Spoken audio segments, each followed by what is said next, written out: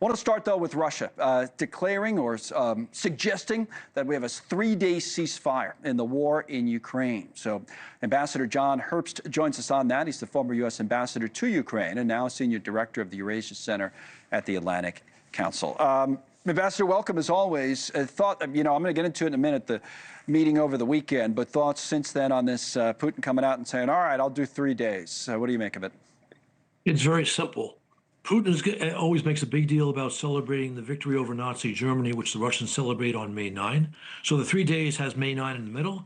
He's invited about 15 of his best friends, notorious leaders from China, from Iran, from other places, to Moscow for the event. He's afraid that Ukraine has the ability to hit with drones in and around Moscow. He doesn't want to be embarrassed. And of course, he has no moral authority to seek this, given the way he's been murdering Ukrainian civilians, including very recently with strikes in Kyiv and other Ukrainian cities.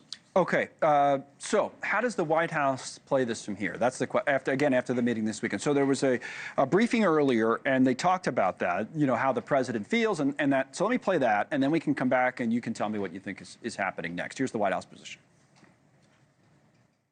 He is increasingly frustrated with leaders of both countries. He wants to see a permanent ceasefire. I understand Vladimir Putin this morning offered a temporary ceasefire. The president has made it clear he wants to see a permanent ceasefire first to stop the killing, stop the bloodshed. And while he remains optimistic he can strike a deal, he's also being realistic as well. And both leaders need to come to the table to negotiate their way out of this. Okay, what do you think is really going on? You think Trump's starting to finally kind of get it or turn on Putin a bit or think differently about him? Or? I hope that's right, but I'm not certain. Look, since the middle of February, Trump has put enormous pressure on Zelensky for not doing anything wrong, and he's been coddling Putin. He's taking increasingly public hits for this. We've had 3 Republican senators come out and say that. Senator Kennedy said yesterday the Russians think America is going on a bullet train to chump land because Putin is taking advantage of Trump leading around by the nose. Mm-hmm. And so Trump has had to say something about this. But until he actually puts pressure on Russia, at least as much as he's put on Zelensky for doing nothing except speaking the truth in the Oval Office, he continues to coddle the aggressor.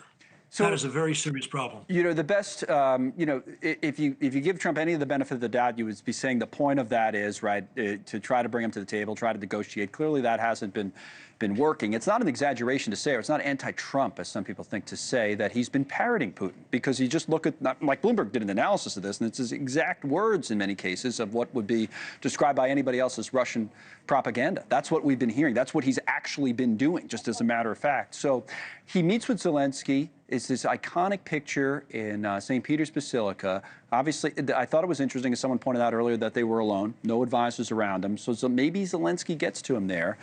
But then Rubio comes out and says, well, it doesn't happen this week. We're out of here, essentially.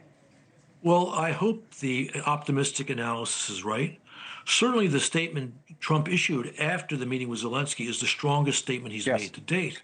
But as long as it's just statements and not actual pressure on Russia, it's not much. Because we saw him take serious measures against Ukraine for Zelensky saying, which is true in the Oval Office, that Putin cannot be trusted and Ukraine needs security guarantees. And so even now, for the spokeswoman Levitt to say Trump is frustrated with both sides, we know who the problem is. Kennedy identified it. The problem is Putin.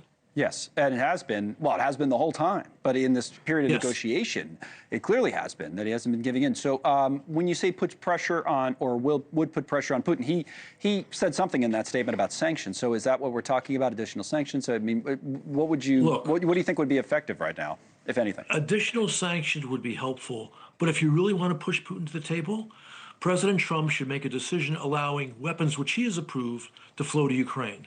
We don't have to give them as gifts, even though 69% of the American public believe we should be giving it as much as or more aid to Ukraine than we have in the past. So Trump's not in a position which has the support of the American people. But just let Trump let Russia know we're sending more weapons, so Putin sees he cannot make gains on the ground.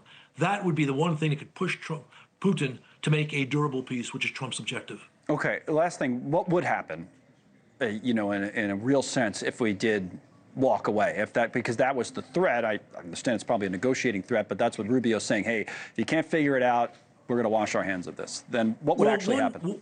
One thing, even as we've seen the Trump administration put the pressure on Ukraine and not on Russia is that things they say have an element of ambiguity. So if walking away means that we stop negotiations but our weapons continue to flow to Ukraine, that puts pressure on Putin. If walking away means we stop the weapons that are already in the pipeline, we are enabling Putin to seize the rest of Ukraine, and that would be utterly disgraceful. It would be undermining American leadership and Americans' ability to lead the world. Thank you for watching. Subscribe below and download our NewsNation app right now on your phone, and you will get fact-based, unbiased news for all Americans.